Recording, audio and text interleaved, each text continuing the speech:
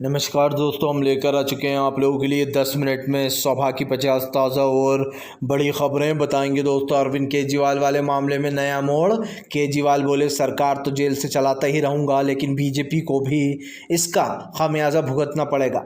आखिरकार क्यों दोस्तों प्रधानमंत्री नरेंद्र मोदी के खिलाफ फिर से भड़का अमेरिका? क्यों आखिरकार दोस्तों मुख्तार अंसारी की मौत के ऊपर उठने लगे हैं सवाल?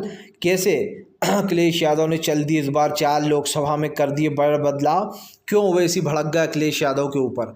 तमाम मुद्दों पर बात। लेकिन उससे पहले अगर आपने अब तक हमारे चैनल को सब्सक्राइब नहीं किया, जल्दी से कर लीजिए। पास में एक घंटी आएगी, इसको भी दबाइए ताकि हर वीडियो की जो अपडेट है वो आप तक पहुंच पाए। दरअसल दोस्तों आपको बताते चले, बीजेपी के ऊपर जमकर भड़कते हुए नजर आए अरविंद केजरीवाल। कहा बीजेपी संविधान के खिलाफ लोगों की गिरफ्तारियां कर रही है। केजरीवाल बोले मेरी गिरफ्तारी जो है यहाँ पर पूरी तरीके से गैर कानूनी है। केजरीवाल ने दोस्तों अपनी सारी बातें बताई कि उनको कैसे फंसाया जा रहा है और झूठे गवाहों को खास करके उनके खिलाफ खड़ा कर कर उनके केस को कमज़ोर करने की कोशिश की जा रही है। आपको बताते चले दोस्तों, फिलहाल भारतीय जनता पार्टी पर उठने लगे सवाल। मुख्तार अंसारी की मौत पर विपक्ष ने बीजेपी को घेरा। कहा फिलहाल जेलों में ही लोगों को अब मारने लगी है बीजेपी। कभी झूठे इनकाउंटर कराती है तो कभी जेलों में ही ले लेती है लोगों की जान। दरअसल आपको बताते चले, पहले जो है यहाँ पर विक्रू कांड हुआ था, जिसमें आपको बताते चले उनकी हत्या कर दी गई थी इनकाउंटर करके। उसके बाद मुख्तार अंसारी और उसके बाद जो है अतीक अहमद और उसके भाई अशरफ अहमद को मारा गया था, उनके भाई को। और अब जो है यहाँ पर मुख्तार अंसारी को ही जेल में बताया जा रहा था कि दो दिन पहले, क्योंकि वो अस्पताल गए थे और कहा गया था कि उनको स्लो पॉइजन दिया जा रहा है। अब उनकी मौत के ऊपर भी विपक्ष ने सवाल उठाया कि सीजीआई की अध्यक्षता में इसकी जाँच होनी चाहिए। आपको बताते चले दोस्तों, अमेरिका नहीं डरा मोदी सरकार से। कहा हम अपने स्टैंड पर कायम है, निष्पक्ष जांच होनी चाहिए केजरीवाल वाले मामले में। और कांग्रेस जो आरोप लगा रही है कि उनके बैंक अकाउंट फ्रीज किए हैं भारत सरकार ने, उस पर भी निष्पक्ष तरीके से जल्द कार्रवाई होना चाहिए, क्योंकि कांग्रेस ये कह रही है कि वो उनको चुनाव लड़ने में और कैंपेनिंग करने में दिक्कत आएगी बिना पैसों के। जाहिर सी बात है दोस्तों, मोदी सरकार ने बैंक खातों को एक तरीके से वो कर दिया है, अकाउंटों को बैन। इससे तो दोस्तों यही बात सामने आती है कि सरकार चुनाव नहीं लड़ने देना चाहती विपक्ष को। यह आरोप कांग्रेस लगा रही है। आपको बताते चले दोस्तों, फिलहाल भारतीय जनता पार्टी के ऊपर भड़की ममता बनर्जी। कहा मोदी की गारंटी जुमला दी, टीएमसी का बटन दबाते समय दीदी की गारंटियां याद रखना। दरअसल दोस्तों लोकसभा चुनाव से पहले प्रधानमंत्री नरेंद्र मोदी ने कुछ गारंटियां दी हैं पश्चिम बंगाल के लोगों को, लेकिन उससे पहले ही अब ममता बनर्जी में मोदी की गारंटियों को जुमला बताकर ममता बनर्जी ने अपनी गारंटियां दे दी हैं। ममता बनर्जी ने कहा है कि फ़िलहाल टीएमसी का बटन दबाने से पहले ये ज़रूर सोच लेना कि दीदी की गारंटियां फुल प्रूफ है और मोदी की गारंटियां सिर्फ जुमला है।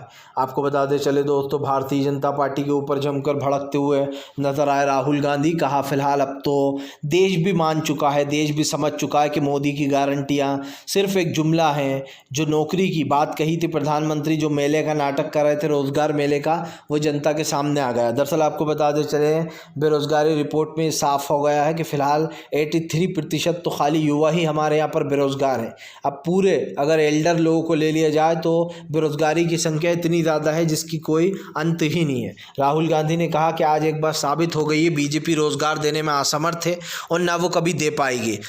राहुल गांधी ने कहा कि कांग्रेस आपसे वादा करती है, कांग्रेस न सिर्फ आपको रोज़गार देगी बल्कि जैसे ही हम सत्ता में आएंगे पहले ही 30 लाख पद जो खाली पड़े उनको भरा जाएगा। सीधी सी बात है, कांग्रेस की ये गारंटियां इस वक्त भारी पड़ सकती हैं। आपको बताते चले दोस्तों, फिलहाल भारतीय जनता पार्टी के ऊपर जमकर गरजते हुए नजर आए असदुद्दीन ओवैसी। अखिलेश को भी ले लिया निशाने पर। दरअसल आपको बताते चलें, अखिलेश यादव को निशाने पर लेते हुए ओवैसी ने कहा कि फ़िलहाल सिर्फ अखिलेश यादव को मियाँ का साथ चाहिए, मुसलमान उनके लिए क़ुरबानी देते रहें और जो है यहाँ पर युवा अपनी जवानी उन पर निछावर करते रहें, भैया के लिए जो है यहाँ पर दस्तरखान या चादर बिछाते रहें। दरअसल आपको बताते चलें, अखिलेश यादव पर इसलिए भड़क गए वैसे क्योंकि एसटी हसन जो है, एसटी हसन का टिकट काट कर हिंदू प्रत्याशी को उतारा गया है उस सीट पर, हिंदू भाई को। तो एसटी हसन का टिकट कटने पर भड़क गए। लेकिन दोस्तों अखिलेश ने यहाँ चाल चली है, बीजेपी हमेशा आरोप लगाती है कि ये सब मुस्लिम समर्थक पार्टियां हैं। अखिलेश ने चाल चली है हिंदू भाई को मुस्लिम इलाके में उतार कर, ताकि दोस्तों वो ये बता सकें कि देखो हिंदू भाई को भी मुस्लिम जिता देते हैं। और यही कारण दोस्तों जो पार्टी का अंतर होता है, वरना लोग वोट देने में पीछे नहीं हटते अगर कोई अच्छी पार्टी के लोग हो तो। भारतीय जनता पार्टी को इसका सबक मिलेगा। आपको बता दें चले दोस्तों, फिलहाल एक बार फिर से जो है यहाँ पर भिड़ गए एनडीए में लोग। गोविंदा को टिकट देने पर मच गया बवाल। दरअसल आपको बता दें चले, एक बार फिर से राजनीति में सक्रिय होने आ रहा है गोविंदा को शिंदे को टिकट दिया। लेकिन उससे पहले ही आपको बताते चले, गोविंदा जो है दोस्तों टिकट मिलने पर एनडीए यानी कि बीजेपी के एनडीए में ही बगावत मच गई है। लोग कह रहे हैं गोविंदा को टिकट क्यों दिया गया। आपको बताते चले, गोविंदा को टिकट मिलने के बाद भारतीय जनता पार्टी मुसीबत में आ गई है, क्योंकि बीजेपी के ऊपर अब ये आरोप लग रहा है कि बीजेपी जानबूझकर ऐसे लोगों को टिकट दे रही है जो कहीं ना कहीं दोस्तों गलत है। आपको बता दें इससे पहले भी भारतीय जनता पार्टी के ऊपर कई आरोप लगे हैं और एनडीए टूटने की कगार पर भी आ चुका है। आपको बताते चले दोस्तों, फिलहाल प्रधानमंत्री नरेंद्र मोदी के खिलाफ फिर एक बार एकजुट हुआ विपक्ष। अरविंद केजरीवाल यानी कि एके के लिए फिर से एक बार सड़कों पर उतरेगा इंडिया गठबंधन। पीएम आवास का कभी करेगा घेराव। दरअसल दोस्तों आपको बताते चले, जब से अरविंद केजरीवाल की गिरफ्तारी हुई है तब से इंडिया गठबंधन की एकता देखने को मिल रही है। इससे पहले भी कांग्रेस और तमाम पार्टियां एकजुट हो गई थी और अब फिर से एक बार जो यहाँ पर तमाम पार्टियां एकजुट होकर मोदी सरकार को लपेटे में लेने की तैयारी में है। आपको बताते चलें, तमाम विपक्ष एकजुट हो गया है और ख़ास कर ये कहा जा रहा है कि जो अरविंद केजरीवाल की गिरफ्तारी की गई है वो अनकंडीशनल है, यानी कि असंवैधानिक है। और इसी को लेकर जो है यहाँ पर फिर से एक बार विपक्ष सड़कों पर उतरेगा। आपको बताते चले दोस्तों, फिलहाल मुख्तार अंसारी की मौत के बाद यूपी में धारा 144 लागू की गई है। आपको बताते चले, मुख्तार अंसारी की मौत के बाद उनके घर पर हंगामे भी हुए थे, जिसके बाद बीते दिन धारा 144 लगाई गई थी। हालांकि पप्पू यादव ने इसको एक षड्यंत्र बताया है। पप्पू यादव का कहना है कि फ़िलहाल पहले ही मुख्तार अंसारी और उनके परिवार ने कह दिया था कि उनकी जान को ख़तरा है, उन्हें स्लो पॉइजन दिया जा रहा है, लेकिन पुलिस प्रशासन ने कुछ नहीं किया। उनकी लेतलाली की वजह से एक तरीके से दोस्तों जान चली गई। और यही कारण है कि अब पप्पू यादव ने सीजीआई से मांग की है कि इसकी जो है यहाँ पर जाँच होनी चाहिए सुप्रीम कोर्ट में। आपको बता दें, हालांकि ये आरोप अभी के नहीं है, कई बार आरोप लगते रहते हैं योगी सरकार पर कि वो खुद ही सज़ा देती है लोगों को बिना कोर्ट बिना उसके।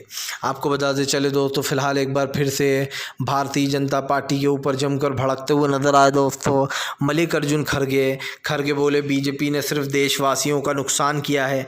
पिछले 10 साल में जुमलेबाजी से मोदी सरकार ने देश की जनता को सिर्फ धोखा दिया है।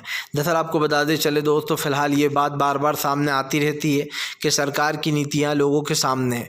मतलब कि ये बार बार कहा जाता है दोस्तों कि फ़िलहाल सरकार पूरी तरीके से वो हो चुकी है। आपने देखा कि कितनी बार दोस्तों यहाँ पर ये कहा जाता है कि जो हमने वोट दिया है, फिर जो चीज़ की है वो इनके लिए की है। लेकिन सच्चाई क्या है दोस्तों? सच्चाई तो यही है ना कि प्रधानमंत्री से लेकर मोदी सरकार पर तक सवाल उठ रहा है।